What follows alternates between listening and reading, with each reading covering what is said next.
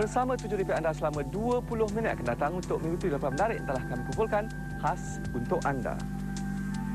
Kak kata makan pagi sebungkus kongsi lah 4 orang tu. Lepas tu balik sekolah makan sebungkus kongsi.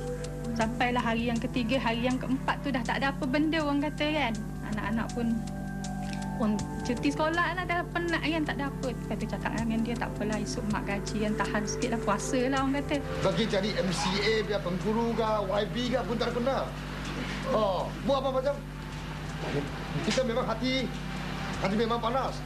Tetapi kita semua lah, tak boleh buat apa.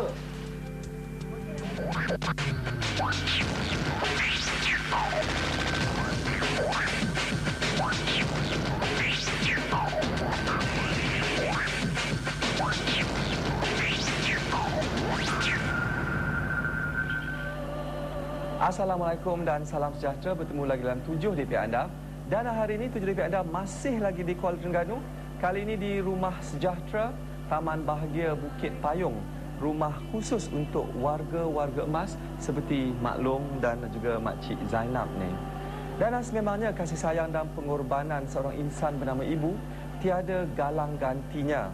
Walaupun selautan emas atau segunung intan tidak dapat menebus kasih sayang dan pengorbanan seorang ibu. Jadi malam ini 7DP anda mengajak anda penonton bersama seorang ibu tunggal yang sanggup berkorban apa jua demi membesarkan 4 orang anak tersayang. Kita bersama ibu tunggal itu sebentar lagi. Tapi sebelum itu, apa kata kita ke Taman Pasir Emas Kajang dahulu. Bayangkan jika kawasan perumahan anda sentiasa diselubungi kegelapan. Pasti membimbangkan, bukan?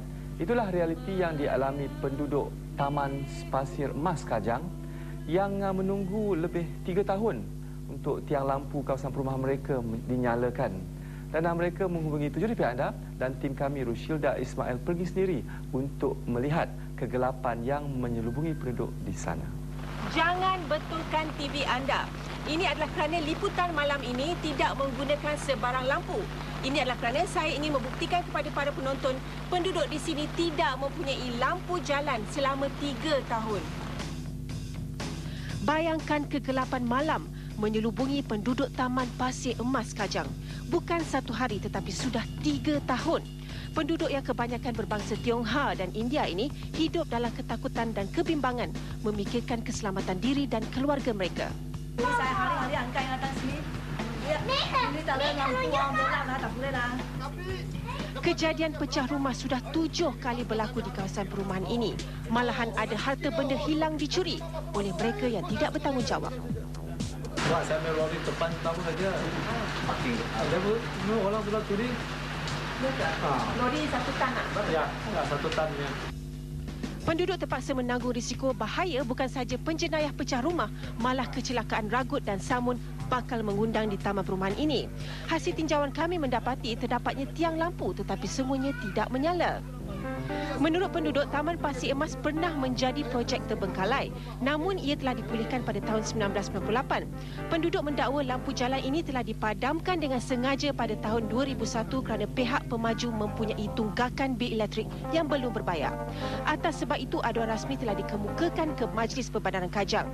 Sehingga tahun 2002, tiada sebarang tindakan atau susulan oleh pihak MPKJ, lantas penduduk mengambil inisiatif membuat laporan polis. Setelah itu, barulah respon MPKJ diterima. Adakah MPKJ bagi tahu the reason why lampu tak dinyalakan? Ada. I have the... MPKJ ada bagi surat lah? Ada. So dalam ni dia kata siasatan ini daripada MPKJ. Siasatan telah dibuat dan didapati pihak pemaju masih belum menyerahkan kepada pihak Majlis Perbadanan Kajang untuk diselenggarakan. So yang menandatangani ialah Arfah Mahani, Pegawai Penerangan bagi pihak yang diketua MPKJ. Segala usaha untuk mendapatkan lampu jalan menyala gagal. Maka penduduk membuat pengaduan ke Biro Pengaduan Awam bagi menggesa pihak berwajib MPKJ memberi sinaran lampu di waktu malam. Kemudian masih tak ada tindakan, saya buat laporan ke Biro Pengaduan Awam pada November 2002. Okey, di sana ada surat datang mengatakan perkara ini akan diambil perhatian. The last correspondent kami dapat, saya dapat ialah bulan 5 2003. Setiap bulan, Encik Gim menghantar email ke BPA sehinggalah pada bulan Oktober berita ini mendapat perhatian 7 di pihak anda. Menurut mereka, tiada wakil MPKJ, pemaju atau BPA pernah datang melawat atau mendengar permasalahan mereka dan terharu dengan kesudian kru 7 di pihak anda untuk datang ke kawasan perumahan mereka walaupun ketika itu hujan lebat. Kehadiran kami bukan sahaja memberi sinaran harapan, malah segala ketidakpuasan hati terhadap pentadbiran MPKJ diluahkan kepada kami. Malah pun tak boleh buat apa-apa. Komplain sini dia cekok sana-sana, komplain sini cekok sini. Dia orang semua tolak saja. Dia orang main tai chi, main tai chi. Bagi cari MCA biar pengguru ke, YB ke pun tak kena. Buat apa macam? Kita memang hati memang panas. Tetapi kita semua dah tak boleh buat apa. Diam saja, lagi buat apa? Penduduk merasakan mereka dianaktirikan dan hak mereka diketepikan. Kita bukan tak ada bayar, semua rumah ada bayar. Macam mana kita semua bayar pun, kalau kita tak ada lampu, kita kesan kita pun sebab apa tu, kita pun ada keluarga. Masa tak ada lampu, anak-anak saya macam ni. Bila dia turun ke depan, dia nak jalan kaki sampai masuk. Kalau masuk sini gelap. Kita hari-hari kena pergi mengambil perhatian sama dia, mau angkat pasal tengah jalan, tak ada lampu, kita pun takut apa-apa terjadi pada anak kita. Kami telah cuba menghubungi pemaju dan menurut wakil syarikat, tanggungjawab membina lampu jalan adalah di bawah Majlis Bandaran. Wakil syarikat yang tidak mahu dirakamkan perbualan menafikan mereka mempunyai bil elektrik tertunggak. Kami benar-benar mengharapkan pihak BPA akan terus menggesa dan memantau pihak MPKJ dan MPKJ pula tolonglah beri respon dan tindakan setelah paparan ini ditampilkan. Tujuh lebih anda berehat seketika, kembali nanti. Itulah dulu masa akak audio overtime tu. 20 minit akan datang untuk mengikuti laporan menarik yang telah kami kumpulkan khas untuk anda. Memang terkejut dengan respon yang terima, yang kami dapat untuk atasi masalah ini yang telah menunggu selama 3 tahun diselesaikan dalam masa 3 jam. Sarang beruang itu telah ditinggalkan oleh beruang yang pernah berkeliaran di kawasan ini satu masa dulu. Namun walaupun ia tidak digunakan lagi, jika anda terjumpa sarang beruang ataupun sarang binatang-binatang lain, anda tidak dibenarkan mengambil ataupun mengubah kedudukan sarang itu.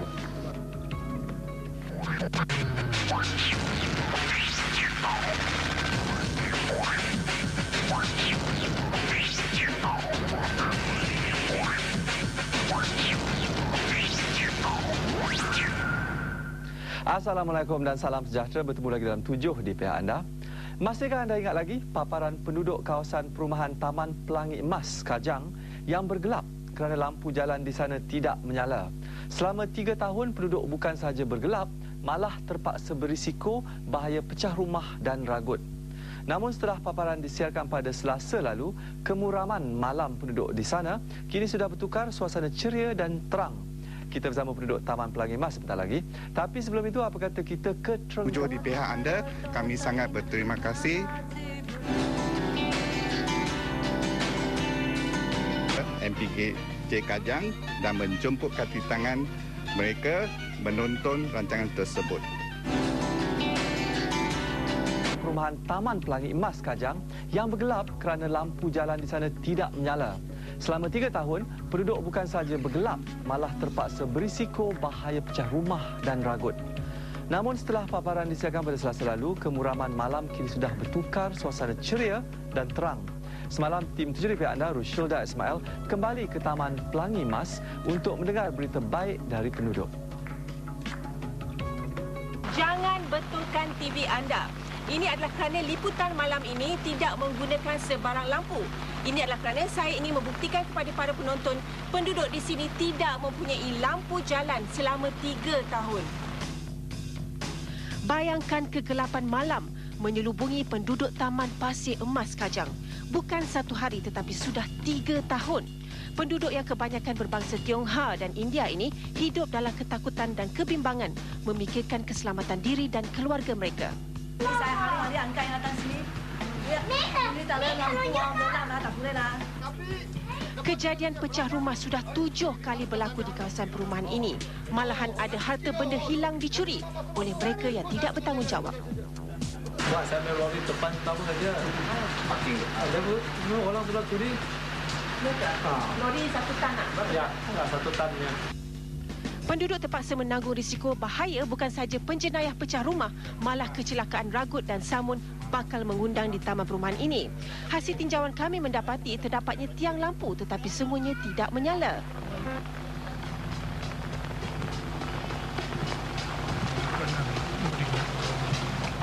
Saya kini berada di Taman Pasir Emas Kajang sekali lagi dan kali ini liputan saya disinari lampu jalan yang telah menyala beberapa hari selepas paparan 7DP anda baru-baru ini. Kami dimaklumkan kesemua lampu jalan di kawasan perumahan terbabit kini sudah menyala.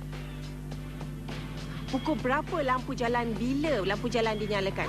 Oh, sungguh cepat. Rancangan itu disiarkan pada 7.30 malam dan lampu kami kembali pada jam 10.45 malam.